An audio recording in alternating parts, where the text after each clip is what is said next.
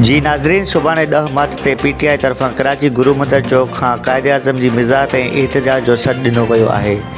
एहतजाज में बाक़ायदा शिरकत करण लाइ सिंध यूनाइटेड पार्टी तरफ़ां पिणु शमूलियत जो ऐलान कयो वियो आहे। अहिड़े मौक़े ते कराची ज़िले ओभर जे अॻवाननि, ज़िले ओभर जे सेक्रेटरी अब्दुल वाहिद मुगेरी ऐं नायब सदर खलीकुर रहमान जी अॻवानी में शिरकत करण ऐं मारूड़ा ॻोठ कराची मां क़ाफ़िलो कढण जो ऐलान कयो वियो आहे।